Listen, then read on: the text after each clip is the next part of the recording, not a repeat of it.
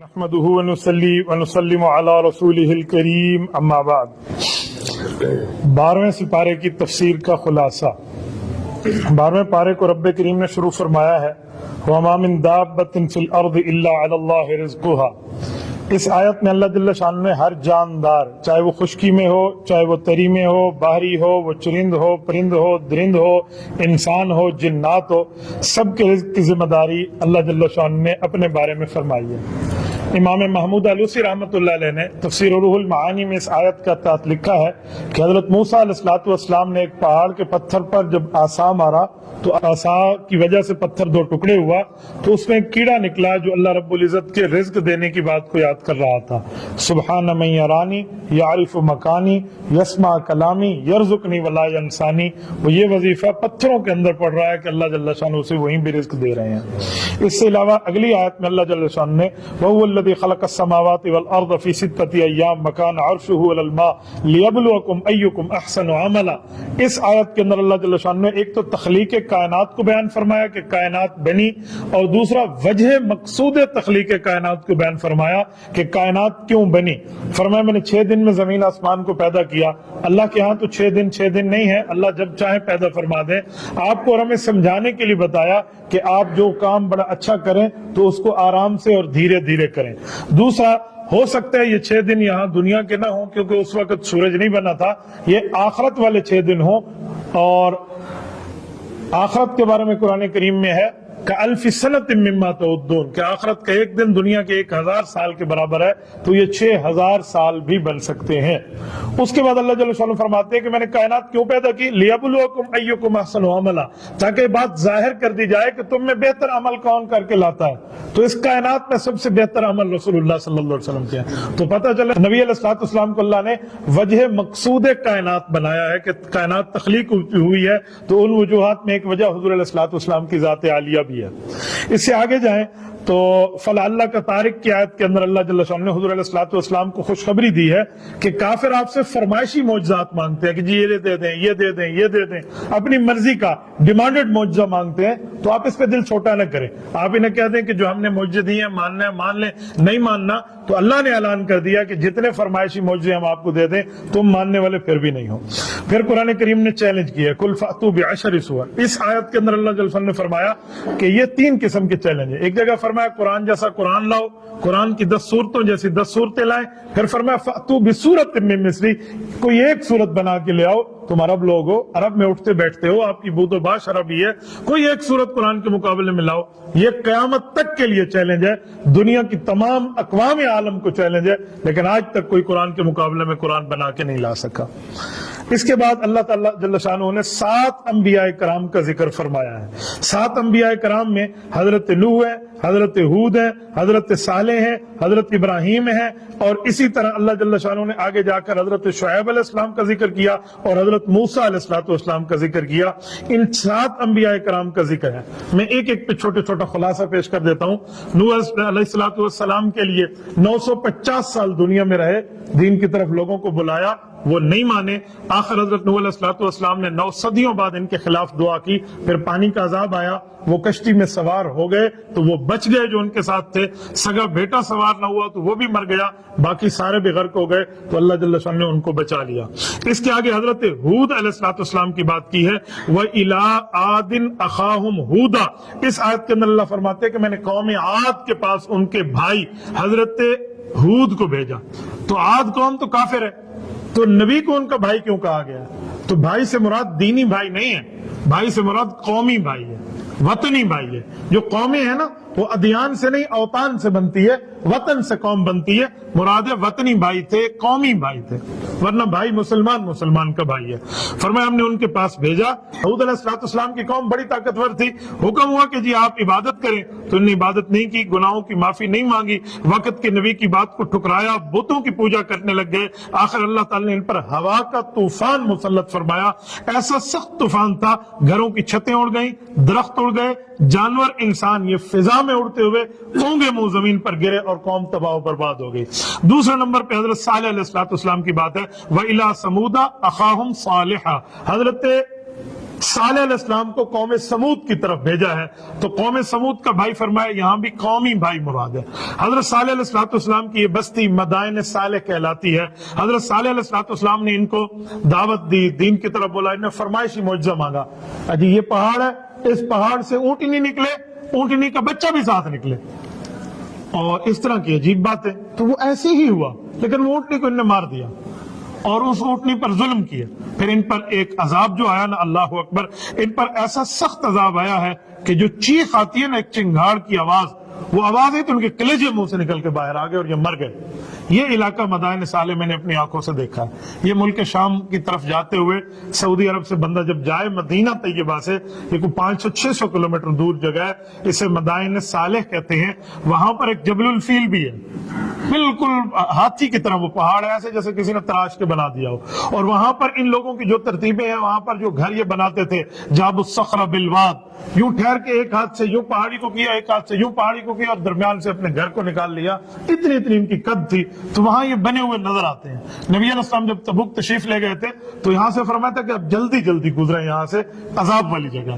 بہرحال ہم یہاں رکے نہیں ہیں، ہم بھی تبوک جا رہے تھے تو راستے میں ہم گزرے۔ بہرحال میں نے راستے کا نظارہ کیا، اس جگہ کو دیکھ کے آج بھی خوف آتا ہے۔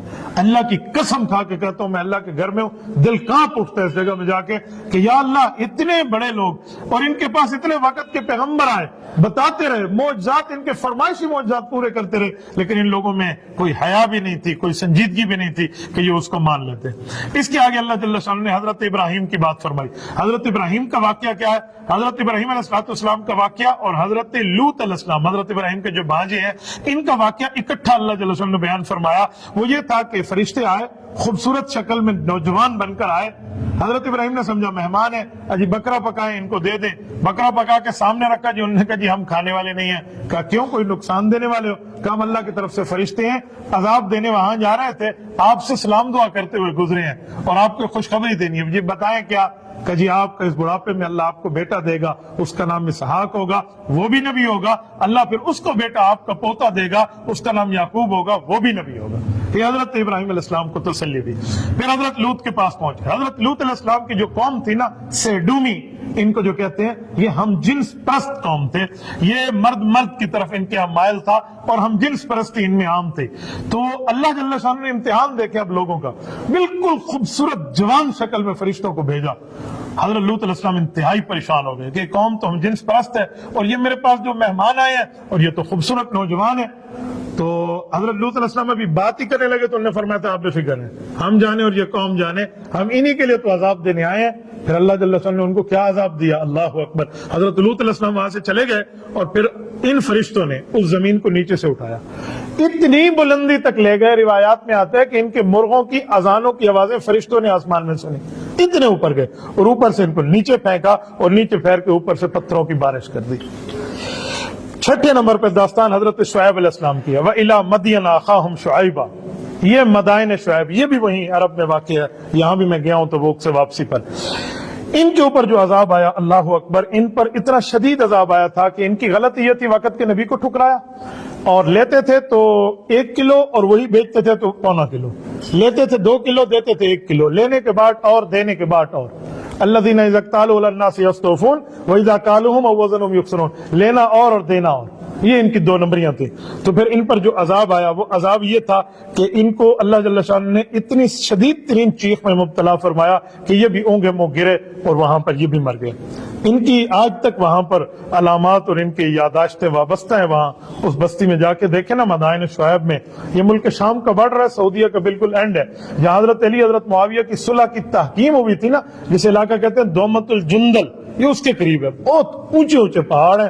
میں دنیا میں کوئی 3 بر اعظم کے سفروں میں گھوما ہوں، اتنی شدید خطرناک اترائی میں نے سرنگوں کی نہیں دیکھی جو مدائن شعیب کی واپسی پر ہے، یوں اور یوں چڑھائی ہے۔ بعض جگہ تو ایسے اگر ڈرائیور کر رہا ہو نا ڈرائیور، تو میں آنکھیں بند کر لیتا تھا، واللہ ہم نیچے نہیں دیکھ سکتے تھے اترتے ہوئے، ایسا خطرناک ایریا ان لوگوں کا۔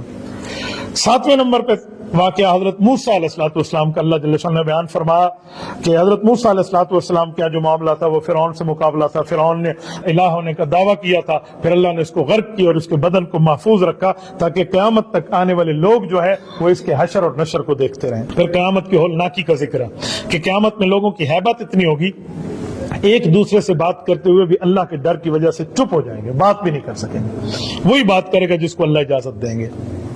پھر فاستقم کما امرت کی آیت میں اللہ جل شان نبی علیہ الصلوۃ والسلام کو فرمایا کہ اے نبی پاک، ہم نے آپ کو انبیاء کے واقعات سنائے ہیں، جیسے وہ مضبوط تھے، دشمن سے مقابلہ کیا، آپ خاتم الانبیاء ہیں، آپ بھی مضبوط رہیں، آپ بھی کفر کے مقابلے میں صد بنے، ایک جو ہے نا رکاوٹ بنے ان کے مقابلے میں، اور آپ کھڑے ہو جائیں اور بے فکر ہو جائیں کہ یہ لوگ آپ کو کچھ کہیں گے۔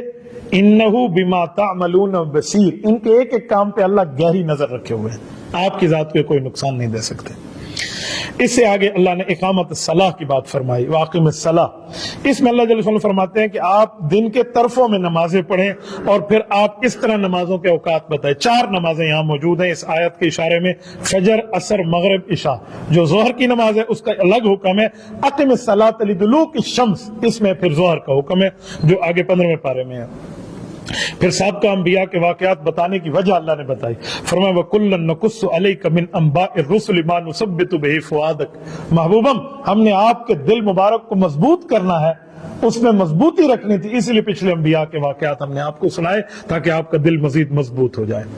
اس کے آگے حضور پاک صلی اللہ علیہ وآلہ وسلم کو حضرت یوسف علیہ السلام کے بارے میں سوال ہوا، کافروں نے آ کر پوچھا، مکہ کے کافروں نے، کہ بتائیے یوسف بنی اسرائیل مصر میں جا کے کیوں آباد ہوئے تھے؟ مکہ کے کافر سمجھتے تھے مسلمانوں کے نبی کو نہیں پتا ہوگا، یہ تو یہودیوں سے جا کر پوچھا ہے، یہ سمجھتے تھے ہمارے بڑے تعلقات ہیں، ہم تورات انجیل زبور والوں سے پوچھا ہے، تو حضور علیہ السلام سے بات پوچھی۔ اللہ جل شانہ نے پوری سورت یوسف نازل فرمائی، اور واحد سورت یوسف ہے پورے قرآن کی جس میں ایک واقعے کو تفصیل کے ساتھ مکمل بیان کیا۔ باقی جتنے انبیاء کے واقعات ہیں اللہ نے مختلف جگہوں میں سنائے ہیں، لیکن بقدر ضرورت، جتنی ضرورت تھی اتنی سنا دی، پورا واقعہ ایک جگہ اکٹھا اس طرح نہیں ہے جیسے سورت یوسف ہے۔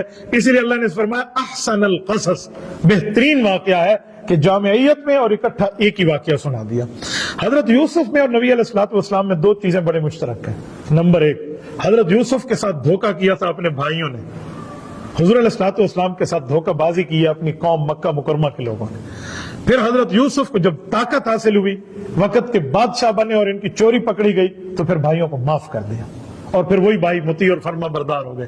حضور علیہ السلام نے بھی جب مکہ فتح کیا، جن لوگوں نے کلمہ پڑھا حضور نے معاف فرما دیا، اور پھر وہی لوگ رسول اللہ پہ جان دینے والے بنے۔ اس وجہ سے پھر پوری صورت آئی، فرمایا نحن نقص علیک احسن القصص بما اوحینا الیک ھذا القرآن، یہ قرآن میں آپ کو بہترین واقعہ سنایا جا رہا ہے۔ اب واقعہ کیا ہے؟ میں حضرت یوسف علیہ السلام کے واقعے کو آپ کی خدمت میں رکھتا ہوں۔ یوسف علیہ السلام کے والد حضرت یعقوب 2 شادیاں ہیں، ایک شادی میں 9 بیٹے ہیں اور ایک شادی میں 2 بیٹے ہیں۔ یوسف اور بنیامین یہ ایک بیوی سے ہیں اور باقی 9 ایک بیوی سے ہیں۔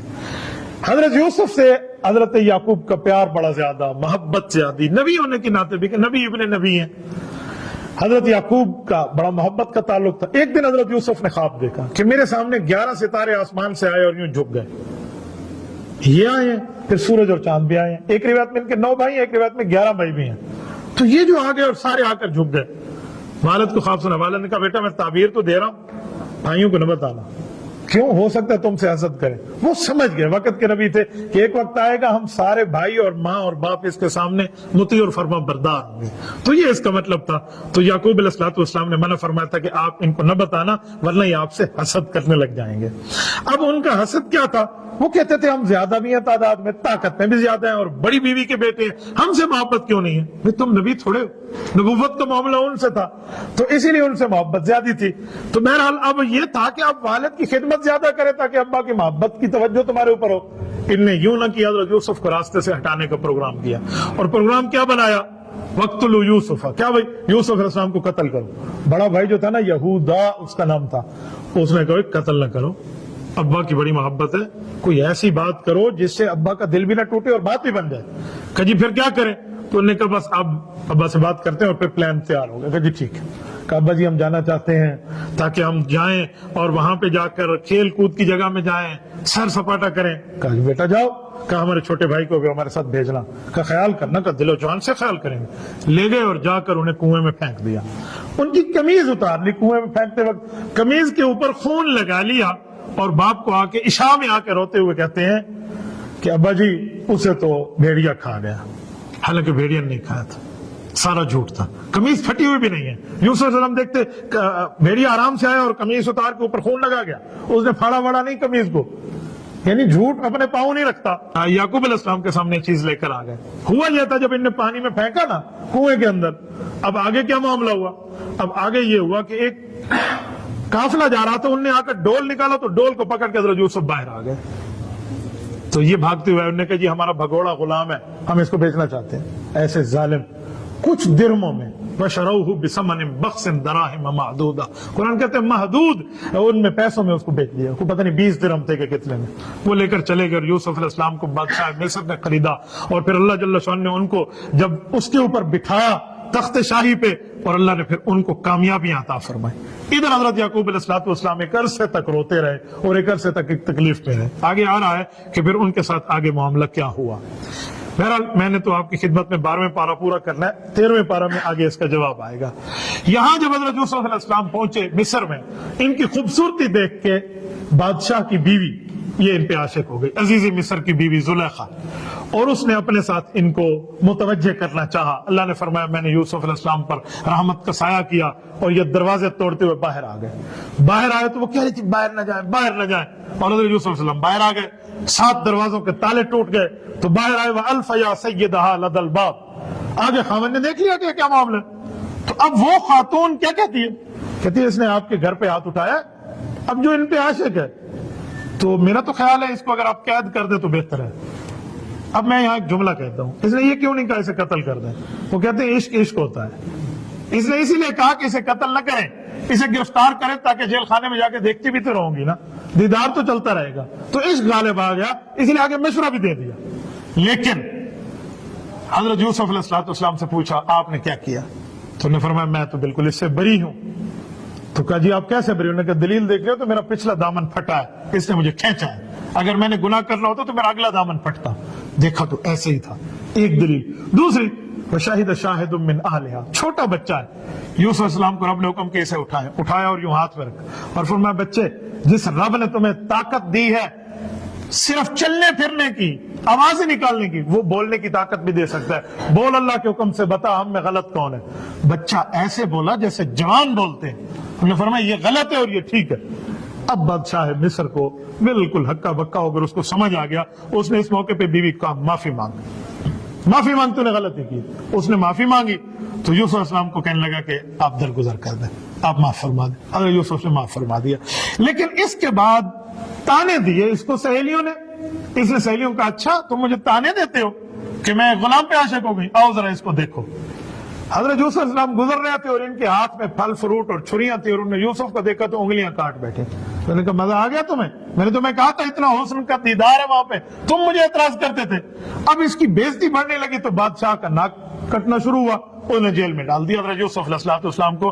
تو ادھر سے حضرت یوسف نے دعا بھی مانگی تھی کہ اللہ ان کی بری باتوں سے تو جیل اچھی ہے, کیونکہ اللہ نے وعدہ کیا تھا کہ یوسف آپ سے پیاری ملاقاتیں جو ہوں گی وہی کی وہ جیل میں ہوں گی. حضرت یوسف جیل چلے گئے. جب وہاں گئے جیل میں تو جیل میں 2 قیدی آئے ہوئے تھے جن پر بادشاہ کے قتل کا الزام تھا. ایک باورچی تھا کچن میں رہنے والا, اور ایک وہ تھا جو بادشاہ کو پانی وانی پلاتا تھا, ساقی تھا, شراب پلاتا تھا. ان میں سے کسی نے زہر دیا. تو تحقیقات شروع ہو گئے. کچھ عرصہ تک تحقیقات چلے تو پتہ چلا ان میں ایک جھوٹا ایک سچا ہے. تو جھوٹا پھانسی چڑھ گیا اور سچا رہا ہو گیا. لیکن ان دونوں کی حضرت یوسف سے دوستی بن گئی. ان درمیان میں خواب دیکھا تو اپنے فیصلے سے پہلے حضرت یوسف خواب سنا, یوسف نے کی تعبیر دی. فرمایا جو تم نے خواب دیکھا نا کہ تیرے سر پہ پرندے روٹیاں کھا رہے ہیں, تو نے پھانسی چڑھنا ہے. اجی تو جو کہہ رہا ہے نا کہ میں نے یہ کرنا اور وہ کرنا اور فلاں دیکھا بادشاہ کو پلا رہا ہوں, تو باقی جائے گا اور بادشاہ کو جا کر واپس تو ساقی بنے گا اور یہ چیزیں پلائے گا. لیکن جاتے ہوئے بادشاہ سے کہنا یہ بے گناہ اور مظلوم ہے, آپ نے قید کیا تو یاد رکھنا. کہ جی بہت اچھا. وہ چلے گئے بادشاہ کے پاس. جب بادشاہ کے پاس گیا اسے بات بھول گئی. ایک عرصہ گزر گیا, پلاتے پلاتے بھول گیا. بادشاہ ایک کام میں پھنسا, جی او ملک میں قحط پڑ رہا ہے اور میں نے خواب دیکھا. بادشاہ نے خواب دیکھا 7 گائیں موٹی تازی ہیں, وہ 7 دبلی پتلی ان کو آ کر کھا جاتی ہیں. انہوں نے کہا جی تعبیر بتاؤ. سارے فیل ہو گئے تعبیر دینے میں. اسی ساقی نے کہا جی میرے خواب کی تعبیر جیل کے ایک ساتھی نے دی تھی. کہ اسے بلاؤ، کہ وہ کون ہے؟ کہ وہ یوسف علیہ السلام ہے، وہ تعبیر دیں گے۔ وہ گیا تو حضرت یوسف نے تعبیر دی اور پرفیکٹ تعبیر دی۔ اس نے کہا بہت اچھا، ایسا بندہ جیل میں نہیں، ہمارے ساتھ سلطنت میں ہونا چاہیے، ہمیں اچھے مشورے دے گا، انہیں رہا کرو۔ رہائی کا آرڈر گیا، روپ کار لے کر اس وقت کا سپرنٹینڈنٹ جیل میں گیا۔ یوسف علیہ السلام نے فرمایا جی نہیں، ایسے نہیں نکلتا، پہلے الزام کو صاف کرو، جس الزام میں مجھے بھیجا تھا صاف کرو اس کو۔ بےزتی صرف آپ کی ہے، نبوت کے معاملات نہیں ہے۔ زنا جیسے الزام لگا، اس کو صاف کرو پھر نکلوں گا۔ پھر اس نے تحقیقاتی کمیشن بٹھایا اور وہ غلط ثابت ہوئے، زلیخا اور حضرت یوسف علیہ السلام صحیح ثابت ہوئے اور ان کو باہر لایا گیا۔ یہ واقعہ یہاں پر تقریباً 12واں پارہ اس پہ پورا ہوتا ہے، لیکن یہ سورۃ یوسف آگے بھی چلتی ہے۔ کل انشاءاللہ اس کا اگلا